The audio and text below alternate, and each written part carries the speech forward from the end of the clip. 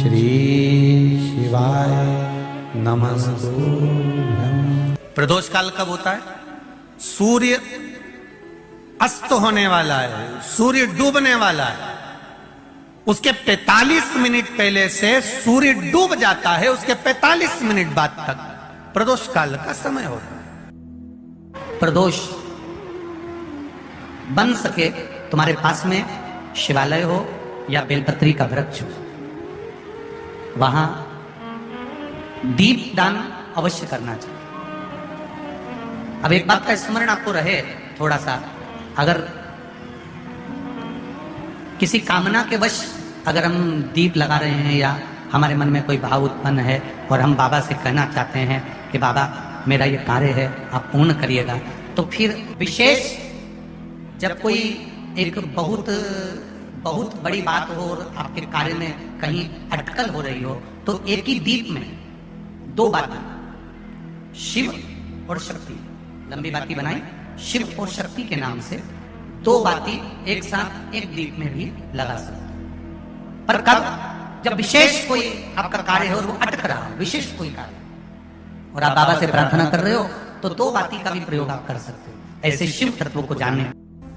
ऐसा जीवन में कि मैं बहुत दुखी हूं और कष्टमय जीवन चल रहा है और कोई समस्या का हल ही नहीं मिल रहा, बहुत दिन हो गए जूझ रही हूं मैं इन समस्याओं से, तो बेलपत्री की जड़ के अंतर्गत, जो बेलपत्री का बड़ा वृक्ष हो उसकी जो जड़ हो, उस जड़ पर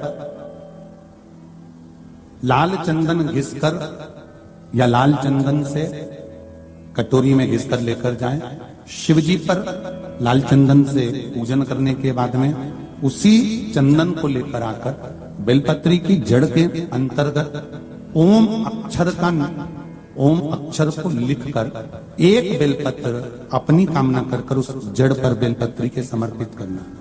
पहले कथा में कहा है कि बेलपत्री कोई साधारण सा वृक्ष नहीं है, इसको केवल साधारण मत मानो। बेलपत्री की जड़ में ओम शब्द लिखकर, अक्षर लिखकर उस पर एक बेलपत्र समर्पित कर शिव जी से अपनी कामना कर जो प्रदोष के दिन, प्रदोष काल के अंतर्गत बेलपत्री के वृक्ष की पूजन कर ये नाद कर ओम अक्षर का नाद कर स्मरण कर आता है। ज्यादा से ज्यादा कहेंगे तो 4 दिन 5 दिन में या 6 दिन में मेरा देव अधिदेव महादेव, जो समस्या और टेंशन जिंदगी में चल रहा होता है उससे थोड़ा बहुत तो निजात मेरा देव अधिदेव महादेव उसी समय करना प्रारंभ कर। पर चंदन लगा होना चाहिए शिवलिंग पर, पहले शिवलिंग पे चंदन लगाना है, उसके बाद लेकर कौन से दिन, जम के बोलो जरा, प्रदोष समय, प्रदोष काल। लग रहा है कि जूझ रहे हैं हमारे जीवन में, बहुत टेंशन। ओम अक्षर का नाद मूड होना चाहिए।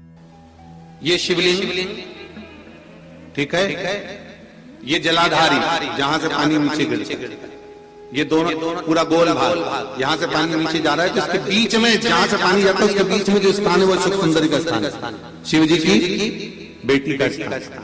अब शंकर जी की जो बेटी का मध्य भाग में स्थान है सुख सुंदरी का, वहां पर आपको शहद की 7 बिंदी रखना। और जो ये शिवलिंग रखा है, इस शिवलिंग के तुम पीछे की ओर बैठे हो, यहाँ बैठे हो ना आप दक्षिण में, तो यहाँ बैठे हो, तो पीछे का जो शिवलिंग का भाग है इस पे आपको चंदन का लेपन करना। मारा शिवलिंग के पीछे के भाग में, अर्थात जहां आप बैठे हो पूरे शिवलिंग पर चंदन नहीं लगाना, जहां आप बैठे हो उसके सम्मुख भाग में आपको चंदन का लेपन करना है। आपको जो लेपन करना है वो लाल चंदन का लेपन करना है। आपको पहले भी कथा में बताया कि शंकर भगवान को कुंकू नहीं चढ़ता, रोली नहीं चढ़ती, क्योंकि बाबा को अगर चढ़ता है तो लाल चंदन चढ़ता है। तो लाल चंदन का आप जब लेपन कर दें, लेपन करने के बाद शहद की 7 बिंदी आपको अशोक सुंदरी वाली जगह पर रखना है।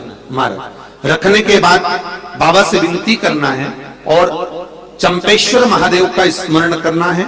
चंपेश्वर महादेव का स्मरण कर हाटकेश्वर महादेव का नाम लेकर बिंदी को लगाना है। लगाने के बाद उसी बिंदी को आपको एक कटोरी में, अब बिंदी कितनी लगेगी, जरा जरा सा शहद लगेगा, उसको छोटी सी कटोरी में लेकर आ जाना है महाराज। उसको लाने के बाद में शाम के समय पर प्रदोष काल के अंतर्गत, प्रदोष काल किसको कहा गया?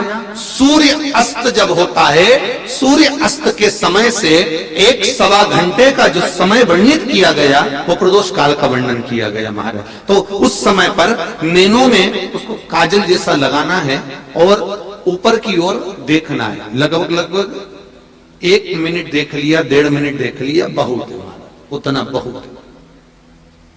काजल जैसा लगा। एक कटोरी में जो तुमने चंदन लगाया है उस चंदन को निकाल कर लाना है और आंखों के नीचे भाग में उसको समर्पित करना है महाराज। ये 2-3 चीजों में काम आता है। एक तो नेत्र की ज्योति बढ़ाने के लिए, जो चश्मे वाले नंबर हैं उसको उतारने के लिए। दूसरा, नेत्रों के नीचे जो कालापन आ जाता है उसको मिटाने के लिए इसका प्रयोग किया जाता है महाराज। तीसरा, इस शहद का प्रयोग नारी के जो रजो धर्म से जुड़ी हुई तकलीफें होती हैं, नारी के रजो धर्म से जुड़ी हुई जो प्रॉब्लम होती है उसमें भी ये शहद काम आता है महाराज। इस शहद का केवल प्रदोष काल के समय इसको चाट लिया जाता है तो उससे भी नारी के जो रजो धर्म से जुड़े हुए प्रॉब्लम होती है उसमें भी उसको अंतर जाता है। तो हाटकेश्वर महादेव और दूसरा जम के बोलिए चंपेश्वर महादेव, इसका स्मरण आपको करना है महाराज। इसको धारण कर आप सुख को प्राप्त कर। तो भगवान शिव देने वाला है, बस आपको प्राप्त करने का एक स्थान, शंकर को रिझाने की एक जगह, शिव को प्राप्त करने का एक स्थान होता है जहां से हम शिव को प्राप्त कर सकते हैं, जहां से हम शंकर को प्राप्त कर सकते हैं। जब प्रदोष पड़े, बन सके 1 बेलपत्र, बन सके 5 बेलपत्र, शमी पत्र, हरे मूंग, कलश के अंदर थोड़ा सा पानी लेकर 1 बेलपत्र, हरा मूंग, शमी पत्र डालकर और उसमें थोड़ा सा गुड़ डालकर भगवान शिव का स्मरण कर कर प्रदोष काल में, मान लो कोई काम आपका बहुत जरूरी है, बहुत दिनों से आप थक गए हैं, नहीं हो रहा, कर्जा बढ़ रहा है, धन नहीं आ रहा, व्यापार नहीं चढ़ रहा, या कोई समस्या बहुत प्रबल है, कोई एग्जाम में बैठ रहे हो नहीं हो रहा, परीक्षा भी दे दी है, रिजल्ट आने ही वाला है, तो भी प्रदोष काल में, प्रदोष के समय वो जल, मूंग, समीपत्र और बेलपत्र और गुड़ का शंकर के शिवलिंग को समर्पित करना प्रारंभ कर दो। 2 या 3 प्रदोष करोगे, बाबा आपकी मनोकामना शीघ्र पूर्ण कर देगा। 2 या 3 करो। खाली ना जाता कोई, खाली ना जाता कोई, दर से तुम्हारे मैं भी खड़ी हूं नहीं बाहें पसार, मैं भी खड़ा हूं नहीं बाहें पसार। श्री शिवाय नमस्तुभ्यं। प्रदोष काल कब होता है?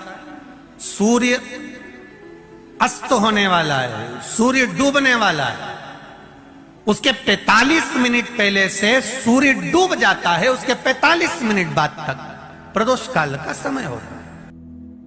प्रदोष बन सके तुम्हारे पास में शिवालय हो या बेलपत्री का वृक्ष हो, वहां दीप दान अवश्य करना चाहिए। अब एक बात का स्मरण आपको रहे थोड़ा सा, अगर किसी कामना के वश अगर हम दीप लगा रहे हैं या हमारे मन में कोई भाव उत्पन्न है और हम बाबा से कहना चाहते हैं कि बाबा मेरा ये कार्य है आप पूर्ण करिएगा, तो फिर विशेष जब कोई एक बहुत बहुत बड़ी बात हो और आपके कार्य में कहीं अटकल हो रही हो, तो एक ही दीप में 2 बातें, शिव और शक्ति, लंबी बाती बनाई, शिव और शक्ति के नाम से 2 बाती एक साथ एक दीप में भी लगा सकते। पर कब? जब विशेष कोई आपका कार्य है और वो अटक रहा हो, विशेष कोई कार्य, और आप बाबा से प्रार्थना कर रहे हो, तो 2 बाती का भी प्रयोग आप कर सकते हो। ऐसे शिव तत्व को जानने। ऐसा जीवन में कि मैं बहुत दुखी हूं और कष्टमय जीवन चल रहा है और कोई समस्या का हल ही नहीं मिल रहा, बहुत दिन हो गए जूझ रही हूं मैं इन समस्याओं से, तो बेलपत्री की जड़ के अंतर्गत, जो बेलपत्री का बड़ा वृक्ष हो उसकी जो जड़ हो, उस जड़ पर लाल चंदन घिसकर या लाल चंदन से कटोरी में घिसकर लेकर जाएं, शिवजी पर लाल चंदन से पूजन करने के बाद में उसी चंदन को लेकर आकर बेलपत्री की जड़ के अंतर्गत ओम अक्षर को लिखकर एक बेलपत्र अपनी कामना कर उस जड़ पर बेलपत्री के समर्पित करना। पहले कथा में कहा है कि बेलपत्री कोई साधारण सा वृक्ष नहीं है, इसको केवल साधारण मत मानो। बेलपत्री की जड़ में ओम शब्द लिखकर, अक्षर लिखकर उस पर एक बेलपत्र समर्पित कर शिव जी से अपनी कामना कर जो प्रदोष के दिन, प्रदोष काल के अंतर्गत बेलपत्री के वृक्ष की पूजन कर ये नाद कर ओम अक्षर का नाद कर स्मरण कर आता है। ज्यादा से ज्यादा कहेंगे तो 4 दिन 5 दिन में या 6 दिन में मेरा देव अधिदेव महादेव जो समस्या और टेंशन जिंदगी में चल रहा होता है उससे थोड़ा बहुत तो निजात मेरा देव अधिदेव महादेव उसी समय करना प्रारंभ कर।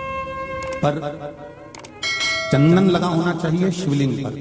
पहले शिवलिंग पे चंदन लगाना है, उसके बाद लेकर कौन से दिन, जम के बोलो जरा, प्रदोष समय, प्रदोष काल। लग रहा है कि जूझ रहे हैं हमारे जीवन में, बहुत बहुत टेंशन। ओम अक्षर का नाद मूड होना चाहिए। ये शिवलिंग, ठीक है, ये जलाधारी जहां से पानी नीचे गिरता है, ये दोनों पूरा गोल भाग, यहां से पानी नीचे जा रहा है तो इसके बीच में जहां से पानी जाता है उसके बीच में जो स्थान है वो सुख सुंदरी का स्थान है, शिव जी की बेटी का स्थान। अब शंकर जी की जो बेटी का मध्य भाग में स्थान है सुख सुंदरी का, वहां पर आपको शहद की 7 बिंदी रखना। और जो ये शिवलिंग रखा है, इस शिवलिंग के तुम पीछे की ओर बैठे हो, यहाँ बैठे हो ना दक्षिण में, तो यहाँ बैठे हो तो पीछे का जो शिवलिंग का भाग है इस पे आपको चंदन का लेपन करना। मारा शिवलिंग के पीछे के भाग में, अर्थात जहां आप बैठे हो पूरे शिवलिंग पर चंदन नहीं लगाना, जहां आप बैठे हो उसके सम्मुख भाग में आपको चंदन का लेपन करना है। आपको जो लेपन करना है वो लाल चंदन का लेपन करना है। आपको पहले भी कथा में बताया कि शंकर भगवान को कुंकू नहीं चढ़ता, रोली नहीं चढ़ती, क्योंकि बाबा को अगर चढ़ता है तो लाल चंदन चढ़ता है। तो लाल चंदन का आप जब लेपन कर दें, लेपन करने के बाद शहद की 7 बिंदी आपको अशोक सुंदरी वाली जगह पर रखना है। हमारा रखने के बाद बाबा से विनती करना है और चंपेश्वर महादेव का स्मरण करना है। चंपेश्वर महादेव का स्मरण कर हाटकेश्वर महादेव का नाम लेकर बिंदी को लगाना है। लगाने के बाद उसी बिंदी को आपको एक कटोरी में, अब बिंदी कितनी लगेगी, जरा जरा सा शहद लगेगा, उसको छोटी सी कटोरी में लेकर आ जाना है महाराज। उसको लाने के बाद में शाम के समय पर प्रदोष काल के अंतर्गत, प्रदोष काल किसको कहा गया, सूर्य अस्त जब होता है, सूर्य अस्त के समय से 1-1.25 घंटे का जो समय वर्णित किया गया वो प्रदोष काल का वर्णन किया गया महाराज। तो उस समय पर नैनों में उसको काजल जैसा लगाना है और ऊपर की ओर देखना है। लगभग 1 मिनट देख लिया, 1.5 मिनट देख लिया, बहुत है महाराज, उतना बहुत काजल जैसा लगा। एक कटोरी में जो तुमने चंदन लगाया है उस चंदन को निकाल कर लाना है और आंखों के नीचे भाग में उसको समर्पित करना है महाराज। ये 2-3 चीजों में काम आता है। एक तो नेत्र की ज्योति बढ़ाने के लिए, जो चश्मे वाले नंबर हैं उसको उतारने के लिए। दूसरा, नेत्रों के नीचे जो कालापन आ जाता है उसको मिटाने के लिए इसका प्रयोग किया जाता है महाराज। तीसरा, इस शहद का प्रयोग नारी के जो रजो धर्म से जुड़ी हुई तकलीफें होती हैं, नारी के रजो धर्म से जुड़ी हुई जो प्रॉब्लम होती है उसमें भी ये शहद काम आता है महाराज। इस शहद का केवल प्रदोष काल के समय इसको चाट लिया जाता है तो उससे भी नारी के जो रजो धर्म से जुड़े हुए प्रॉब्लम होती है उसमें भी उसको अंतर जाता है। तो हाटकेश्वर महादेव और दूसरा जम के बोलिए चंपेश्वर महादेव, इसका स्मरण आपको करना है। इसको धारण कर आप सुख को प्राप्त कर। तो भगवान शिव देने वाला है, बस आपको प्राप्त करने का एक स्थान, शंकर को रिझाने की एक जगह, शिव को प्राप्त करने का एक स्थान होता है जहां से हम शिव को प्राप्त कर सकते हैं, जहां से हम शंकर को प्राप्त कर सकते हैं। जब प्रदोष पड़े, बन सके 1 बेलपत्र, बन सके 5 बेलपत्र, शमी पत्र, हरे मूंग, कलश के अंदर थोड़ा सा पानी लेकर 1 बेलपत्र, हरा मूंग, शमी पत्र डालकर और उसमें थोड़ा सा गुड़ डालकर भगवान शिव का स्मरण कर कर प्रदोष काल में, मान लो कोई काम आपका बहुत जरूरी है, बहुत दिनों से आप थक गए हैं, नहीं हो रहा, कर्जा बढ़ रहा है, धन नहीं आ रहा, व्यापार नहीं चढ़ रहा, या कोई समस्या बहुत प्रबल है, कोई एग्जाम में बैठ रहे हो नहीं हो रहा, परीक्षा भी दे दी है, रिजल्ट आने ही वाला है, तो भी प्रदोष काल में, प्रदोष के समय वो जल, मूंग, समीपत्र और बेलपत्र और गुड़ का शंकर के शिवलिंग को समर्पित करना प्रारंभ कर दो। 2 या 3 प्रदोष करोगे, बाबा आपकी मनोकामना शीघ्र पूर्ण कर देगा। 2 या 3 करो। खाली ना जाता कोई, खाली ना जाता कोई, दर से तुम्हारे मैं भी खड़ी हूं नहीं, बाहें पसार मैं भी खड़ा हूं नहीं, बाहें पसार। श्री शिवाय नमस्तु।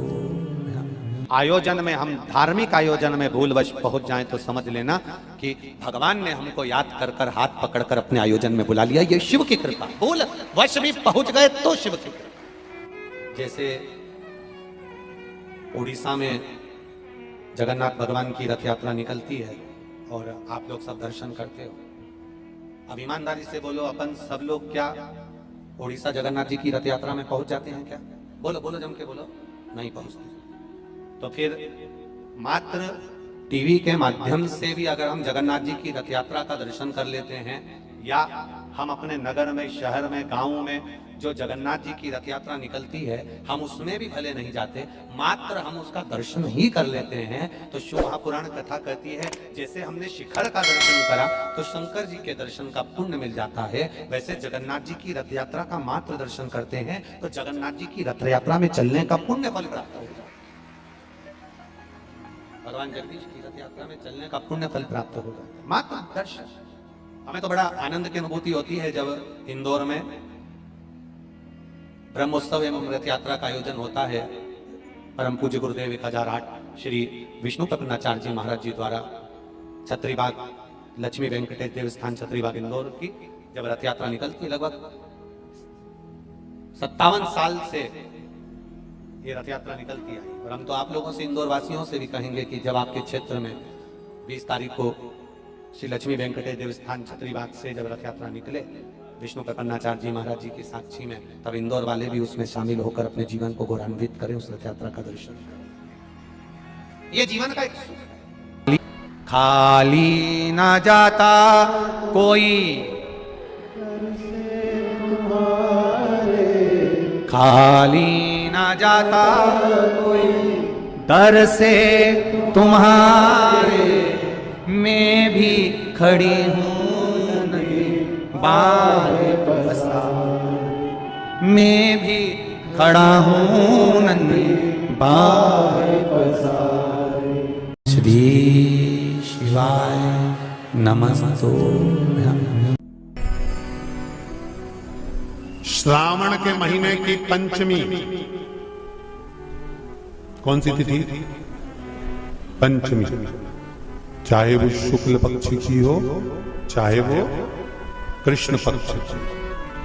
श्रावण महीने की पंचमी के दिन शंकर भगवान पर जिस जिस परिवार के व्यक्ति का कांवड़ जल हमने बताया है आपको, जरूरी नहीं है कि डंडा बांधकर 2 कावड़ के जल के लोटे लेकर जाओ, आप अपने हाथ में भी 2 पात्र लेकर जा सकते हैं। पंचमी तिथि के दिन हाथ में 2 लोटे जल के, 2 कलश जल के जब हम शंकर भगवान को चढ़ाते हैं तो ऊपर जो कमंडल होता है शिव जी के ऊपर जलधारी होती है, जिसमें जया, विषहरा, शामली, बारी, दौतली और देव, शंकर भगवान की 5 बेटियां जिसमें विराजमान होती हैं, जब हम जल समर्पित करते हैं, हमारे पीढ़ी में, परिवार में अगर कोई अधोगति में मर गया होता है, कुंवारी अवस्था में चले गया होता है, गर्भ में मर गया होता है, गर्भ के बाहर निकलकर भी अगर कुंवारी अवस्था में चले गया होता है, तो श्रावण महीने की दोनों पंचमी पर परिवार का अगर कोई एक व्यक्ति भी जल चढ़ा देता है शंकर भगवान पर, तो सर्प की योनि में नहीं पड़ता, जीव मुक्त हो जाता, प्रेत योनि में सर्प की योनि से मुक्त हो जाता। चढ़ाते हो आप लोग पंचमी के दिन, तो चाहे श्रावण महीने की शुक्ल पक्ष की, चाहे कृष्ण पक्ष की पंचमी हो, शिव जी पर जल चढ़ाया गया। और समझ लो अच्छे से, श्रावण महीने की पंचमी के दिन देवाधिदेव महादेव पर चढ़ाई गई शमी पत्र, भगवान पर चढ़ाई गई शमी पत्र आस्तिक मुनि का नाम लेकर, कौन से मुनि? आस्तिक मुनि का नाम लेकर शमी पत्र को वापस उठाकर उसको अपने दरवाजे की चौखट पर कहीं पर भी या द्वार पर कहीं पर भी एक ओर रख देने पर घर के अंदर, बगीचे के अंदर सर्प प्रवेश नहीं करता। ध्यान रखिए, सर्प प्रवेश नहीं करेगा। शमी पत्र समर्पित करने पर, उस शमी पत्र को आस्तिक मुनि का स्मरण करने, कौन से मुनि है? आस्तिक मुनि का स्मरण करने पर भीतर घर के अंदर बगीचे में सर्प भी प्रवेश नहीं होगा। उस शमी पत्र में जया, विषहरा, शामली वारी, दौतली और देव, ये पांचों कन्याओं का भाव प्रकट हो जाता है और वो कन्याएं हमारे घर के द्वार की रक्षा करती हैं। तुम्हारे घर की बहन बेटी क्या करती है? तुम्हारे घर की बहन बेटियां क्या करती हैं? घर में बहन बेटी आती हैं तो बद्दुआ देकर नहीं जाती। घर में कन्याएं रहती हैं, बद्दुआ नहीं देती। घर की बेटियां जब दरवाजा छोड़कर शादी कर वाले दिन, विदाई के दिन अगर जाती भी हैं, तो बेटियां हाथ में धान भरकर फेंक कर जाती हैं कि मेरा मायका खूब फले फूले, आगे बढ़े, छापे लगाकर चली जाती हैं कि हमने हमारी जीवन की सारी दौलत, जीवन का सारा सुख अपने मायके में दे दिया है। वो बेटियां होती हैं। तो जया, विषहरा, शामली बारी, दौतली, देव, ये उस घर में निवास करती हैं जिससे ये घर में हम रक्षा कर सकें। श्री शिवाय नमस्तुभ्यं। प्रदोष काल कब होता है? सूर्य अस्त होने वाला है, सूर्य डूबने वाला है, उसके 45 मिनट पहले से सूर्य डूब जाता है, उसके 45 मिनट बाद तक प्रदोष काल का समय होता है। प्रदोष बन सके तुम्हारे पास में शिवालय हो या बेलपत्री का वृक्ष हो, वहां दीप दान अवश्य करना चाहिए। अब एक बात का स्मरण आपको रहे थोड़ा सा, अगर किसी कामना के वश अगर हम दीप लगा रहे हैं या हमारे मन में कोई भाव उत्पन्न है और हम बाबा से कहना चाहते हैं कि बाबा मेरा ये कार्य है आप पूर्ण करिएगा, तो फिर विशेष जब कोई एक बहुत बड़ी बात हो और आपके कार्य में कहीं अटकल हो रही हो, तो एक ही दीप में दो बातें, शिव और शक्ति, लंबी बाती बनाई, शिव और शक्ति के नाम से दो बाती एक साथ एक दीप में भी लगा सकते। पर कब? जब विशेष कोई आपका कार्य है और वो अटक रहा हो, विशेष कोई कार्य, और आप बाबा से प्रार्थना कर रहे हो, तो दो बाती का भी प्रयोग आप कर सकते हो। ऐसे शिव तत्व को जाने। ऐसा जीवन में कि मैं बहुत दुखी हूं और कष्टमय जीवन चल रहा है और कोई समस्या का हल ही नहीं मिल रहा, बहुत दिन हो गए जूझ रही हूं मैं इन समस्याओं से, तो बेलपत्री की जड़ के अंतर्गत, जो बेलपत्री का बड़ा वृक्ष हो, उसकी जो जड़ हो, उस जड़ पर लाल चंदन घिसकर या लाल चंदन से कटोरी में घिस कर लेकर जाएं। शिव जी पर लाल चंदन से पूजन करने के बाद में उसी चंदन को लेकर आकर बेलपत्री की जड़ के अंतर्गत ओम अक्षर को लिखकर एक बेलपत्र अपनी कामना कर उस जड़ पर बेलपत्री के समर्पित करना। पहले कथा में कहा है कि बेलपत्री कोई साधारण सा वृक्ष नहीं है, इसको केवल साधारण मत मानना। बेलपत्री की जड़ में ओम शब्द लिखकर, अक्षर लिखकर उस पर एक बेलपत्र समर्पित कर शिव जी से अपनी कामना कर जो प्रदोष के दिन, प्रदोष काल के अंतर्गत बेलपत्री के वृक्ष की पूजन कर ये नाद कर ओम अक्षर का नाद कर स्मरण कर आता है। ज्यादा से ज्यादा कहेंगे तो 4 दिन 5 दिन में या 6 दिन में मेरा देव अधिदेव महादेव जो समस्या और टेंशन जिंदगी में चल रहा होता है उससे थोड़ा बहुत तो निजात मेरा देव अधिदेव महादेव उसी समय करना प्रारंभ कर। पर चंदन लगा होना चाहिए शिवलिंग पर। पहले शिवलिंग पे चंदन लगाना है, उसके बाद लेकर कौन से दिन, जम के बोलो जरा, प्रदोष समय, प्रदोष काल। लग रहा है कि जूझ रहे हैं हमारे जीवन में, बहुत बहुत टेंशन। ओम अक्षर का नाद मूड होना चाहिए। ये शिवलिंग ठीक है, ये जलाधारी जहां से पानी नीचे गिरता है, ये दोनों पूरा गोल भाग, यहां से पानी नीचे जा रहा है तो इसके बीच में जहां से पानी जाता है उसके बीच में जो स्थान है वो अशोक सुंदरी का स्थान है, शिव जी की बेटी का स्थान। अब शंकर जी की जो बेटी का मध्य भाग में स्थान है अशोक सुंदरी का, वहां पर आपको शहद की 7 बिंदी रखना। और जो ये शिवलिंग रखा है, इस शिवलिंग के तुम पीछे की ओर बैठे हो, यहाँ बैठे हो ना दक्षिण में, तो यहाँ बैठे हो तो पीछे का जो शिवलिंग का भाग है इस पे आपको चंदन का लेपन करना। मारा शिवलिंग के पीछे के भाग में, अर्थात जहां आप बैठे हो पूरे शिवलिंग पर चंदन नहीं लगाना, जहां आप बैठे हो उसके सम्मुख भाग में आपको चंदन का लेपन करना है। आपको जो लेपन करना है वो लाल चंदन का लेपन करना है।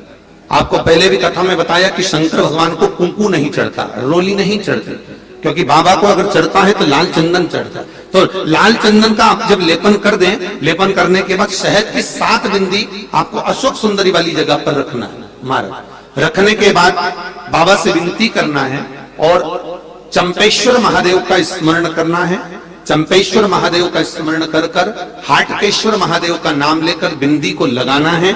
लगाने के बाद उसी बिंदी को आपको एक कटोरी में, अब बिंदी कितनी लगेगी, जरा जरा सा शहद लगेगा, उसको छोटी सी कटोरी में लेकर आ जाना है। महाराज उसको लाने के बाद में शाम के समय पर प्रदोष काल के अंतर्गत, प्रदोष काल किसको कहा गया, सूर्य अस्त जब होता है, सूर्य अस्त के समय से 1-1.25 घंटे का जो समय वर्णित किया गया वो प्रदोष काल का वर्णन किया गया महाराज। तो उस समय पर नैनों में उसको काजल जैसा लगाना है और ऊपर की ओर देखना है। लगभग 1 मिनट देख लिया, 1.5 मिनट देख लिया, बहुत है महाराज, उतना बहुत काजल जैसा लगा।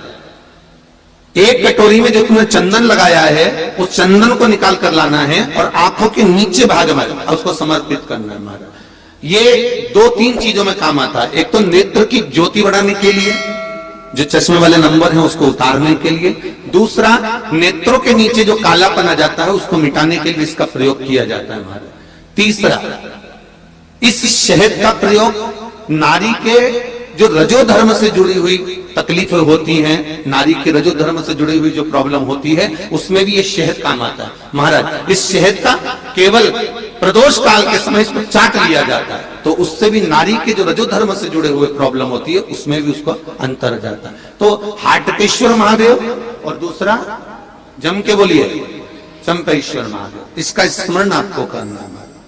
इसको धारण कर आप सुख को प्राप्त कर। तो भगवान शिव देने वाला है, बस आपको प्राप्त करने का एक स्थान, शंकर को रिझाने की एक जगह, शिव को प्राप्त करने का एक स्थान होता है जहां से हम शिव को प्राप्त कर सकते हैं, जहां से हम शंकर को प्राप्त कर सकते हैं। जब प्रदोष पड़े, बन सके 1 बेलपत्र, बन सके 5 बेलपत्र, शमी पत्र, हरे मूंग, कलश के अंदर थोड़ा सा पानी लेकर 1 बेलपत्र, हरा मूंग, शमी पत्र डालकर और उसमें थोड़ा सा गुड़ डालकर भगवान शिव का स्मरण कर कर प्रदोष काल में, मान लो कोई काम आपका बहुत जरूरी है, बहुत दिनों से आप थक गए हैं, नहीं हो रहा, कर्जा बढ़ रहा है, धन नहीं आ रहा, व्यापार नहीं चढ़ रहा, या कोई समस्या बहुत प्रबल है, कोई एग्जाम में बैठ रहे हो नहीं हो रहा, परीक्षा भी दे दी है, रिजल्ट आने ही वाला है, तो भी प्रदोष काल में, प्रदोष के समय वो जल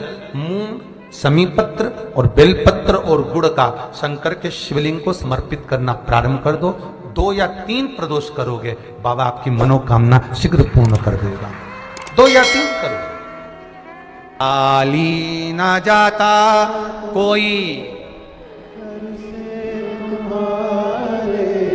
खाली ना जाता कोई, दर से तुम्हारे मैं भी खड़ी हूं नहीं, बाहें पसार मैं भी खड़ा हूं नहीं, बाहें पसार। श्री शिवाय नमस्तु। आयोजन में, हम धार्मिक आयोजन में भूलवश पहुंच जाएं तो समझ लेना कि भगवान ने हमको याद कर कर हाथ पकड़कर अपने आयोजन में बुला लिया। ये शिव की कृपा। भूलवश भी पहुंच गए तो शिव की कृपा। जैसे उड़ीसा में जगन्नाथ भगवान की रथ यात्रा निकलती है और आप लोग सब दर्शन करते हो। अब ईमानदारी से बोलो, अपन सब लोग क्या उड़ीसा जगन्नाथ जी की रथ यात्रा में पहुंच जाते हैं क्या? बोलो बोलो, जम के बोलो। नहीं पहुंचते। तो फिर मात्र टीवी के माध्यम से भी अगर हम जगन्नाथ जी की रथ यात्रा का दर्शन कर लेते हैं, या हम अपने नगर में, शहर में, गांव में जो जगन्नाथ जी की रथ यात्रा निकलती है, हम उसमें भी भले नहीं जाते, मात्र हम उसका दर्शन ही कर लेते हैं, तो शिव महापुराण कथा कहती है जैसे हमने शिखर का दर्शन करा तो शंकर जी के दर्शन का पुण्य मिल जाता है, वैसे जगन्नाथ जी की रथ यात्रा का मात्र दर्शन करते हैं तो जगन्नाथ जी की रथ यात्रा में चलने का पुण्य फल प्राप्त होता है। भगवान जगदीश की रथ यात्रा में चलने का पुण्य फल प्राप्त हो जाता है, मात्र दर्शन। हमें तो बड़ा आनंद की अनुभूति होती है जब इंदौर में ब्रह्मोत्सव एवं रथ यात्रा का आयोजन होता है। परम पूज्य गुरुदेव 1008 श्री विष्णु प्रपन्नाचार्य जी महाराज जी द्वारा छत्रीबाग लक्ष्मी वेंकटेश देवस्थान छत्रीबाग इंदौर की जब रथ यात्रा निकलती है, लगभग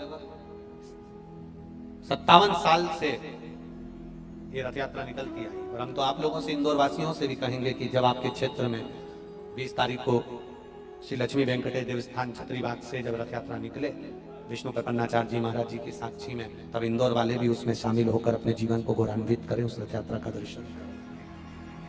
ये जीवन का एक सुख है। खाली ना जाता कोई,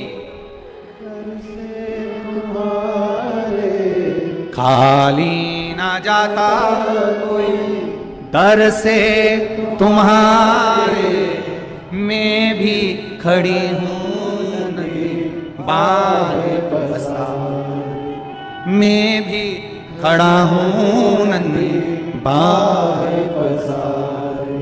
श्री शिवाय नमस्तु। श्रावण के महीने की पंचमी कौन सी तिथि?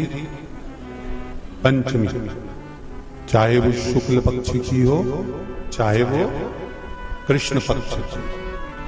श्रावण महीने की पंचमी के दिन शंकर भगवान पर जिस जिस परिवार के व्यक्ति का कांवड़ जल हमने बताया है आपको, जरूरी नहीं है कि डंडा बांधकर 2 कावड़ के जल के लोटे लेकर जाओ, आप अपने हाथ में भी 2 पात्र लेकर जा सकते हैं। पंचमी तिथि के दिन हाथ में 2 लोटे जल के, 2 कलश जल के जब हम शंकर भगवान को चढ़ाते हैं तो ऊपर जो कमंडल होता है शिव जी के ऊपर जलधारी होती है, जिसमें जया, विषहरा, शामली, बारी, दौतली और देव, शंकर भगवान की 5 बेटियां जिसमें विराजमान होती हैं। जब हम जल समर्पित करते हैं, हमारे पीढ़ी में, परिवार में अगर कोई अधोगति में मर गया होता है, कुंवारी अवस्था में चले गया होता है, गर्भ में मर गया होता है, गर्भ के बाहर निकलकर भी अगर कुंवारी अवस्था में चले गया होता है, तो श्रावण महीने की दोनों पंचमी पर परिवार का अगर कोई एक व्यक्ति भी जल चढ़ा देता है शंकर भगवान पर, तो सर्प की योनि में नहीं पड़ता, जीव मुक्त हो जाता, प्रेत योनि में सर्प की योनि से मुक्त हो जाता। चढ़ाते हो आप लोग पंचमी के दिन, तो चाहे श्रावण महीने की शुक्ल पक्ष की, चाहे कृष्ण पक्ष की पंचमी हो, शिव जी पर जल चढ़ाया गया। और समझ लो अच्छे से, श्रावण महीने की पंचमी के दिन देवाधिदेव महादेव पर चढ़ाई गई शमी पत्र, भगवान पर चढ़ाई गई शमी पत्र आस्तिक मुनि का नाम लेकर, कौन से मुनि? आस्तिक मुनि का नाम लेकर शमी पत्र को वापस उठाकर उसको अपने दरवाजे की चौखट पर कहीं पर भी या द्वार पर कहीं पर भी एक ओर रख देने पर घर के अंदर, बगीचे के अंदर सर्प प्रवेश नहीं करता। ध्यान रखिए, सर्प प्रवेश नहीं करेगा। शमी पत्र समर्पित करने पर उस शमी पत्र को आस्तिक मुनि का स्मरण करने, कौन से मुनि है? आस्तिक मुनि का स्मरण करने पर भीतर घर के अंदर बगीचे में सर्प भी प्रवेश नहीं।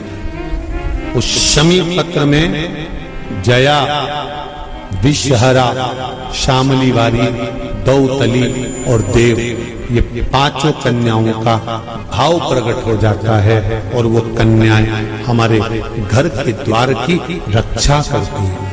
तुम्हारे घर की बहन बेटी क्या करती है? तुम्हारे घर की बहन बेटियां क्या करती हैं? घर में बहन बेटी आती हैं तो बद्दुआ देकर नहीं जाती। घर में कन्याएं रहती हैं, बद्दुआ नहीं देती। घर की बेटियां जब दरवाजा छोड़कर शादी कर वाले दिन, विदाई के दिन अगर जाती भी हैं, तो बेटियां हाथ में धान भरकर फेंक कर जाती हैं कि मेरा मायका खूब फले फूले, आगे बढ़े। छापे लगाकर चली जाती हैं कि हमने हमारी जीवन की सारी दौलत, जीवन का सारा सुख अपने मायके में दे दिया है। वो बेटियां होती हैं। तो जया, विषहरा, शामलीवारी, दौतली, देव, ये उस घर में निवास करती हैं जिससे ये घर में हम रक्षा कर सकें।